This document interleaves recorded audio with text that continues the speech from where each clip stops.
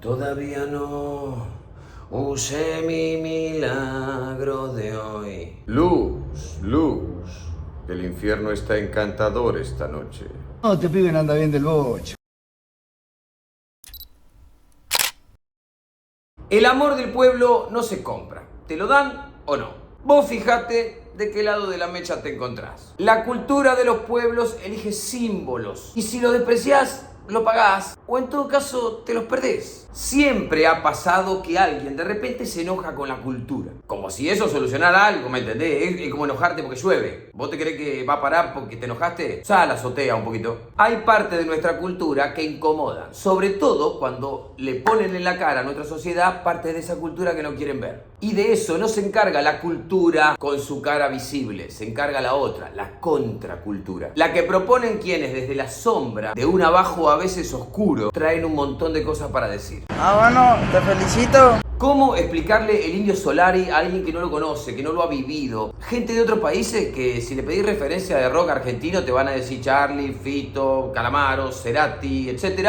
Pero no lo van a nombrar al indio. ¿Cómo explicarle a alguien eso que no vivió? Porque ese es el término, es vivencial. No se puede explicar solamente con un razonamiento lógico, sino que tenés que estar dispuesto a adentrarte en un sentimiento muy profundo de un pueblo. Para tratar de explicarte al indio, vamos a empezar por Patricio Rey y su redondito de ricota. ¡Claro que sí! ¿Ese pelado es Patricio Rey? No, no es Patricio Rey. ¿Quién es Patricio Rey? Nadie. ¿Y por qué se llama Patricio Rey y su redondito de ricota? Porque una vez el indio estaba mirando un recetario genérico de una marca de flanes, no sé qué, y había un dibujo de una señora que era la supuesta cocinera, una señora genérica, a la que le habían puesto de nombre abajo Patricia Rey. Y a él le gustó ese nombre y le pareció que era un buen nombre, Patricio Rey, para ponerle nombre ese a la banda como si fuera un mecenas, como si fuera un gran señor que financiaba toda esa locura, ese circo freak delirante que eran los redondos. Como que todo eso estaba sucediendo gracias a nuestro querido mecenas Patricio Rey, que era quien solventaba toda esta troupe delirante. Porque los primeros recitales de Los Redondos no era solamente la banda, sino que había comediante, humorista, desnudista, videos eróticos en las paredes, gente que hacía performance, una cosa toda desquiciada, llena de estímulos. Con su manager, el gordo Pierre, que una vez se cayó contra un ventanal y rompió un vidrio y lo decían homicida de vidrios, el vitricida, Pierre el vitricida. Ahí se tropieza el gordo Pierre.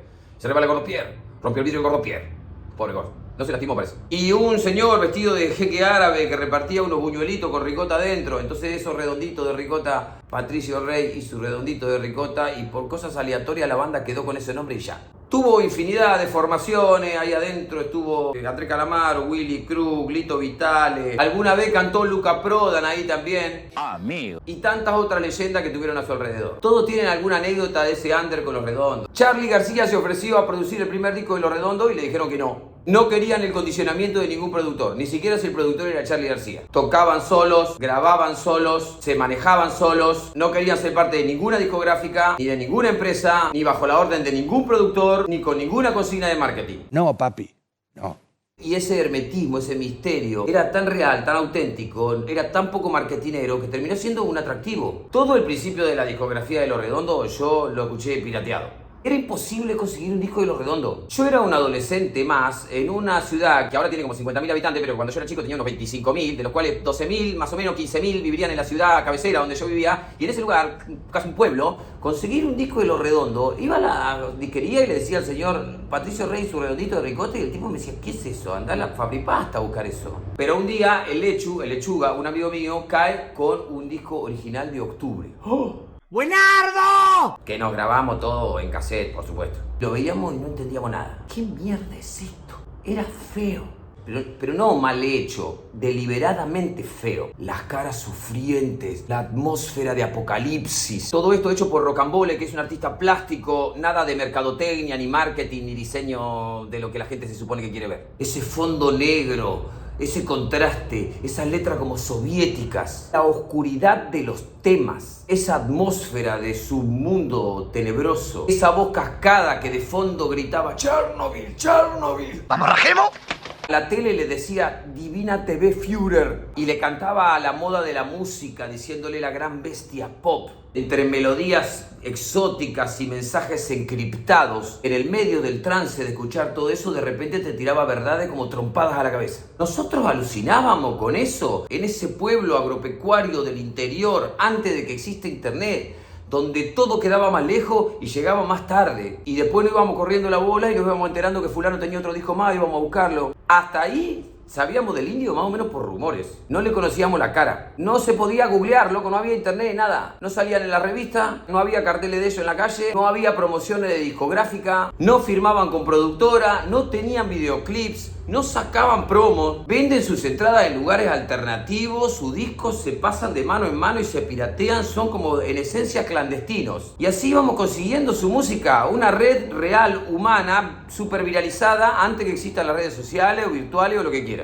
La Mosca y la Sopa fue el primer disco que conseguí original, pero usado, y lo mismo me pasó con Lobo Suelto y Cordero Atado, con esos dos. Yo no te estoy contando esto porque mi referencia personal sea importante o relevante, te lo cuento solamente porque es como una prueba testigo, una pequeña muestra de la forma en la que vivimos esto un montón de personas, millones de personas en todos lados. Buscá gente a tu alrededor que haya vivido esta cultura y vas a ver que esto pasó así y pasaron 1000 historias más. La biografía del indio la podés encontrar en Google, pero lo que realmente hace que el indio sea el indio es toda esta cosa que nos pasó a todos alrededor de él. Imagínate. Yo sé que pasan los años y queda todo medio mezclado ahí junto, pero el 96 en la música argentina fue un año de experimentación zarpado. Charlie saca Say No More, Fito saca Euforia, Soda saca Confort y Música para Volar en MTV. La vidriera de la música argentina era eso. Ópera rock, monumentalismo, movimientos orquestales, experimentación. En ese contexto sale Luzbelito, que era el disco de rock mugriento más fino del mundo. Y se llamaba Luzbelito, ¿me entendés? O sea, Luzbel,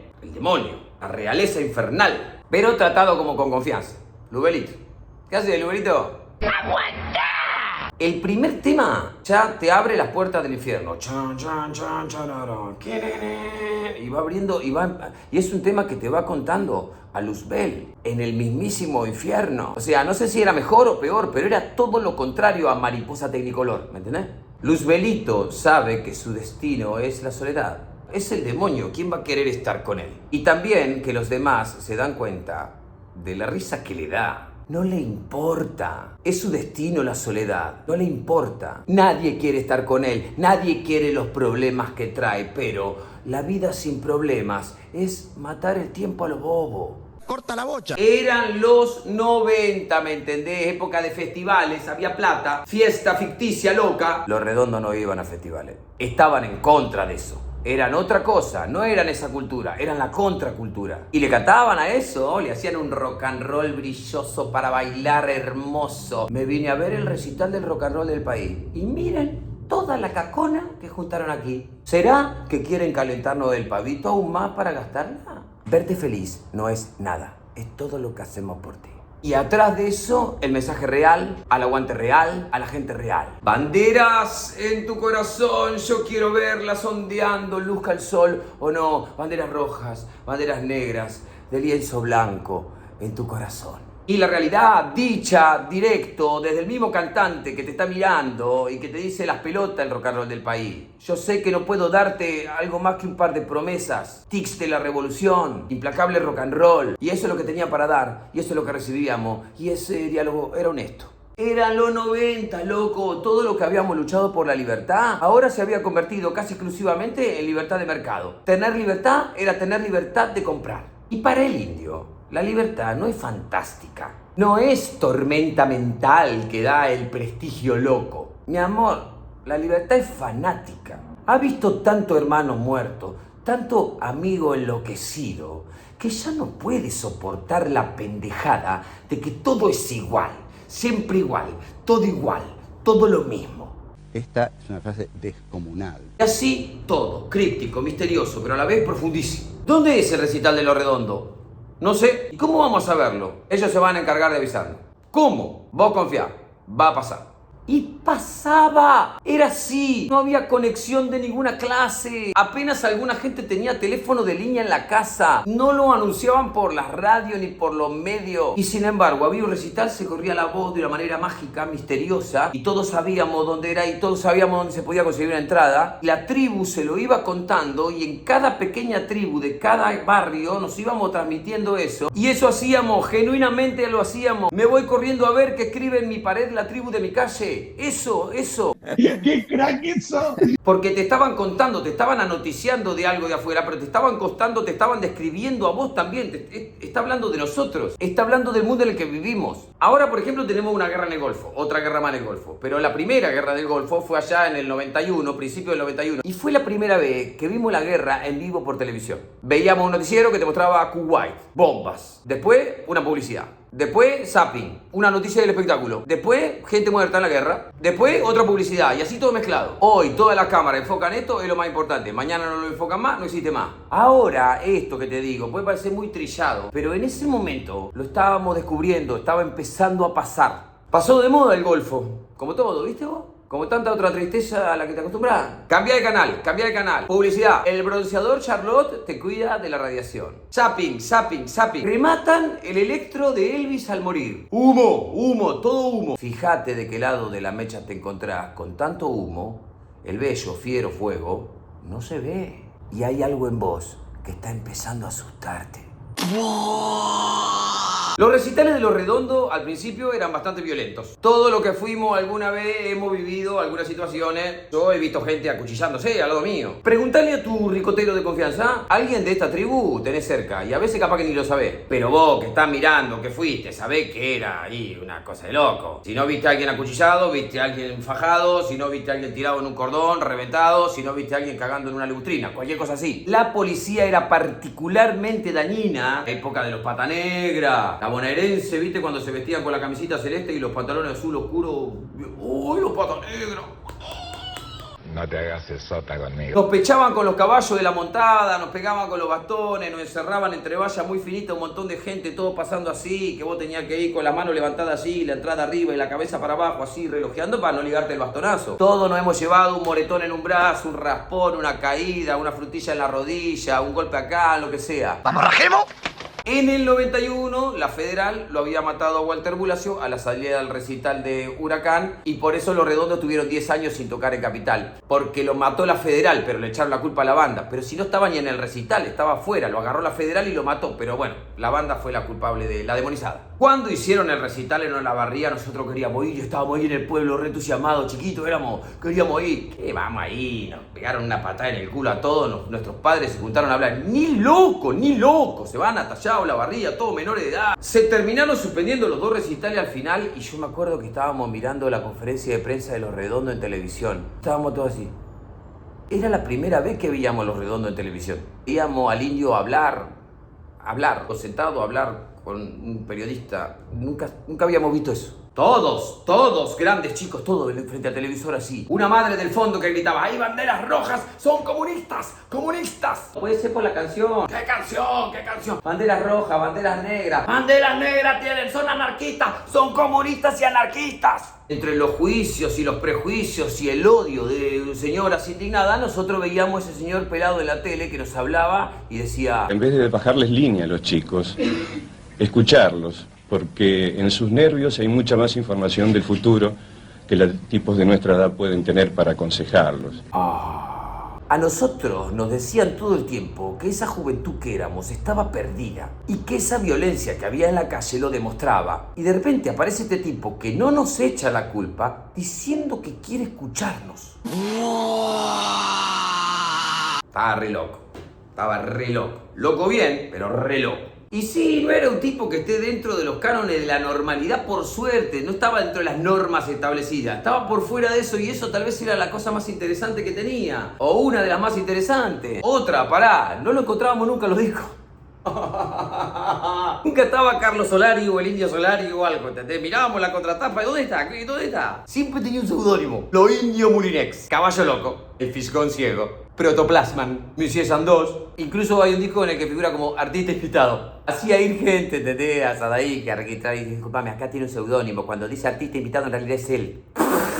Es un quilombo esto, boludo. Pero además de tener esta poética no figurativa, enrevesada, críptica, los títulos de los temas eran todo lo contrario a lo que la industria discográfica pedía. Nada que ver, a propósito, para hacer la piedra en el zapato todo el tiempo, en todo lado. Vamos, negrita, baila hasta el fin. ¿Y cómo se llama? Vamos, negrita. No, caña seca y un membrillo. ¿Qué? Pituca cree que es el mejor culo para su sillón. ¿Cómo se llama ese? Pituca. No, el arte del buen comer. Pero qué pedazo de hijo de mil. Nuotatori professionisti. La parabellum del buen psicópata. Ñanflifru. No entiendo nada. Allá, por el final de aquellos 90s, todo se veía cada vez más roto, pero de lo que se hablaba era de que llegaba el nuevo milenio. El futuro llegó hace rato. Las ideologías han muerto. Ha llegado un nuevo liberalismo. El liberalismo 2.0. El neoliberalismo. Chingüengüencha. En el que hay un nuevo Dios. La tecnología. La tecnología nos va a salvar. La tecnología nos va a traer el progreso. La tecnología nos va a dar un mundo feliz. Eso creo que yo lo escuché en otro lado también antes. En ese momento no se hablaba de las cosas que se hablan ahora al respecto de eso. No se hablaba de tecnofeudalismos, ni de tecnócratas milmillonarios que dominan el mundo y hacen tambalear las democracias. Nadie nos hablaba de eso. El indio sí. Último bondi a Finisterre. Con esa estética cyberpunk, con esa banda toda digitalizada, convertidas en muñequitos animados que nos miran desde la escotilla de una nave espacial. Y nos hablaban de un mundo digitalizado y opresor que todavía no había llegado, pero mira, el chabón ya lo estaba viendo, loco. Escuchen. Alien Duce adornó tu esclavitud y en un edificio en llamas te encanó. Hay buitres en la tele que quieren matar con carnadas finas. Te van a matar. Pida lo que usted quiera, Señor. El límite es el cielo, Señor, de un Dios nuevo, mejor hecho y bajo nuestro pulgar. Un nuevo juego, Ligue, donde sos la heroína, Scaramancia, cábala de amor virtual. Yo solo espero vivir tus juegos y luego no quiero que vuelvas a ser nunca más como eras antes.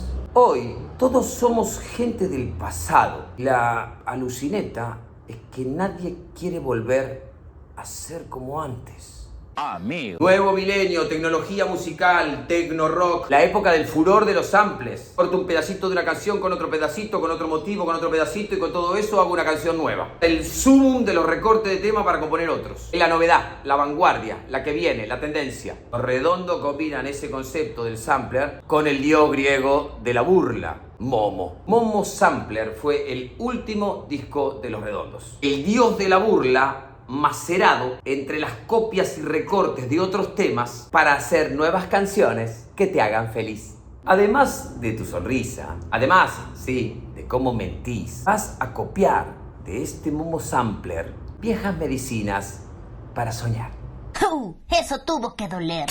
Luego de la separación de Los Redondos va a venir el primer disco del indio, El Tesoro de los Inocentes. Un disco que en su subtítulo, Tal vez, nos cuenta un poco cómo se sentía él en ese momento, si te lo pones a pensar. Porque el subtítulo del disco es Bingo Fuel. Es un término que utilizaban los pilotos de bombarderos durante la Segunda Guerra Mundial. Cuando terminaban de tirar la bomba, tenían que evadir, qué sé yo, balas. Después tenían que volver y a veces no sabían si les alcanzaba el combustible para volver. Entonces entraban en un Bingo Fuel. Es decir, en una lotería del combustible. Si llego, llego, si no llego, no llego. Corta la bocha. Y tal vez él se sentía un poco así. ¿Me da la nafta para seguir en este viaje o no? Y se ve que inmediatamente comprobó que le tenía nafta para rato y que el amor de ese pueblo y la conexión que tenía con él estaba intacta. Y su lugar en esa contracultura también estaba intacto porque él decidía ponerse ahí y no negociarlo eso. Por más que ahora fuera inmensamente masivo. Su primer disco solista empieza con Nike es la cultura. Vas corriendo con tus Nikes y las balas van detrás. Lo que duele no es la goma, sino su velocidad. Si alguna vez fuiste a ver a Los Redondos, o al Indio, o anduviste marchando, eso es prácticamente memoria emotiva. Operario con salarios de miseria, dirás, ¿qué importa eso? Tengo 13, 15 años. Las Jordan son para mí. Si escribí esa clase de letra, no te van a nominar a los Grammy. Y claramente no te importa, no querés. Estás en la vereda del frente de eso. Está bien. Miles, cientos de miles de personas dirigiéndose a donde por la poca data que había se sabía que iba a ser la próxima misa. La misa más grande del mundo. El pogo más grande del mundo. Allá donde el mister señalaba, se dirigían procesiones enormes éxodos, movimientos de poblaciones enteras. En Olavarría no se sabe cuánta gente hubo, se calcula entre 350.000 y 500.000 personas. Un kilo. Y en medio de sus versos crípticos íbamos descubriendo cosas de nuestras vidas y también íbamos descubriendo cosas de su vida y de qué al parecer le iba pasando. Todavía no usé mi milagro de hoy, qué corta es la vida, mi amor. Y claro que podés escuchar Mi Perro Dinamita y lavar los platos, y claro que podés tenerlo así, pero también es una música que te obliga un poco a salir de la pasividad, a ser un espectador pero activo en eso, desandar un poco lo aparente y ver qué hay más allá, porque el indio usa la poesía, y en la poesía muestra la belleza, y usa la belleza y la poesía como carnada, y nos enganchó, y llevó la poesía ahí donde no había bellezas. Como decía mi amigo, el Cholo, el otro día, mientras lloriqueábamos y hablábamos del indio. Habló a los rotos y los conmovió, nos conmovió. Escuchen, escuchen. Algún día, pronto, una de mis vidas va a intentar matarme y lo va a lograr. ¿Cómo será andar solito allá en la muerte? Ay, mi amor, yo sin vos, sin tu sueño. Puso la belleza de la poesía en las esquinas donde no había bibliotecas. Llegó a esos barrios a darle las flores muertas de Baudelaire con la más médula de Oliverio Girondo, todo mezclado ahí. Poesía profundísima. Y no se la rebajó, no lo subestimó. Mastiquen, mastiquen. Y contra todo pronóstico burgués, esos rotos, esos desclasados, se conmovieron. Esto es lo único que me ayuda. Las misas del indio congeniaban gente que tenía una casa de 2 plantas y una pileta y una 4x4 con gente que estaba rota y vivía en un cuarto de pensión tomando vino en cartón. La misa igualaba todo eso en el mismo amor. Donde hay dolor habrá canciones. Acabo de perderlo todo. Bebamos de las copas más lindas que tenemos hoy. Esta es una frase descomunal. Ay, Dios.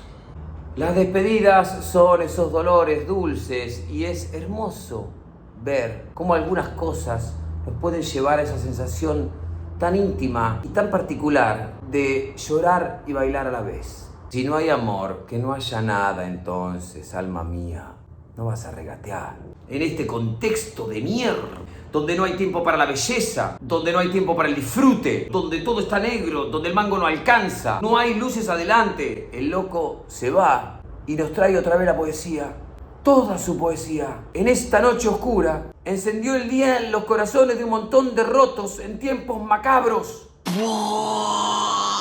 ¿Pero cómo? ¿Cómo? Los rotos expresando amor y dolor, sentir. Hasta contándonos sus despedidas, el tipo jamás renunció a ninguna lucha y a ninguna resistencia. Hasta contándonos casi como sugerencias que se iba apagando de a poquito, nos iba dejando tanto sentir.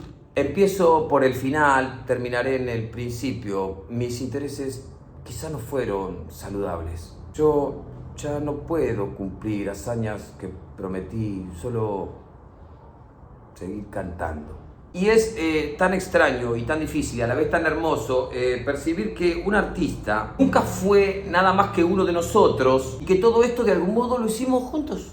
Esto es de ellos. Me acuerdo en River que en un momento tajearon a uno y se cortó todo y se terminó el recital y se apagaron las luces y vinieron los de seguridad y se lo llevaron y qué sé yo. Y salió el indio y estábamos todos conmocionados, murmurando entre todos, 70.000 personas murmurando. Y sale el indio y dice: silencio, por favor. Silencio, por favor. ¡Silencio, carajo! Se apagó todo, loco. Te juro, el silencio fue abrumador. No volaba una mosca. 70.000 personas en un silencio completo, mirando para adelante. Te juro, te lo cuento, me viene el mismo escalofrío de ese momento. Y eso, y eso también habla un poco de él, ¿entendés? Porque a veces se valora a la gente por lo que hace y no por lo que no hace. Porque eso era tremendo poder. Y el chabón podría haber utilizado ese poder masivo para hacer 1000 cosas. Y decidió no usarlo. Decidió solo usarlo para compartirnos sus canciones. Y eso también habla de él. Luego, bueno, grupos, mensajes, abogadas, profesores, maestras, actores, gerente de banco, jefe de sección de una metalúrgica, abrazándonos como si fuera un familiar. Se nos fue el mister, se nos fue la juventud. Me quiero ir a mi casa. Como tranquilízate. ¿Pero por qué no se van a la mierda? Como tranquilízate. Esto es lo único que me hace llorar. Como tranquilízate. Apuntamos a tu nariz, hundimos tus pómulos y vos resplandecías. No te quedó sueño por vengar y ya no esperas que te jueguen limpio nunca más. En los últimos discos se empezó a hablar mucho más de amor. Y yo le creo al indio, no por un acto de fe, le creo porque ya me pasó. Si un tipo me pudo explicar a mí el tecnofeudalismo 25 años antes que Varoufakis, si el tipo ya me estaba contando que un día iba a aparecer un Elon Musk o un Jeff Bezos antes que aparecieran, si el tipo ya me advertía de un alien duche antes de tenerlo enfrente, bueno, capaz que hay que escucharlo. Ahora que todo es odio, ahora que hay granjas de celulares interconectadas programadas para desperdigar insultos a mansalva por todas partes, ahora que los líderes del mundo se empecinan en despreciar a los pueblos, en tratarlos como basura, que parece que son mejores líderes mientras más desprecian a la gente a la que representan, ahora que todo es individualista y resentido, el indio habla de amor. Pará, jamás de la cursilería romantiquera, de amor de verdad, de cuidarnos, de darnos amor, de cuidar nuestra comunidad. En ese amor de nuestra pequeña tribu está la resistencia. Y como él bien decía, en la resistencia está todo el hidalgo valor de la vida. 8 kilómetros de fila, 1 millón de personas marchando bajo la lluvia para despedirlo. Y fiel a su estilo, con su despedida, ofendió a un montón de gente.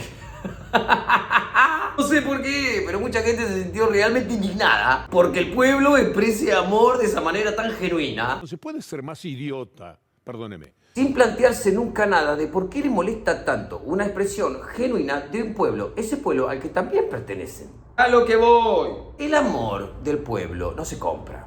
O te lo dan o no te lo dan. Si a vos te molesta tanto el amor de un pueblo, tal vez el problema no lo tiene ese pueblo, lo tenés vos. Si vos sos parte de ese mismo pueblo y no lo defendés, defendés otras cosas, ¿te pusiste a pensar qué otra cosa? ¿Qué es esa otra cosa que no es el pueblo del que venís? ¿Quién es esa otra cosa? ¿Te pusiste a pensar de qué lado de la mecha te encontrás? Te la dejo para que la macere. Cualquier cosita, me mandás un mail a ñanfiflufifalifru@jijiji.com.ar y yo te respondo a la brevedad.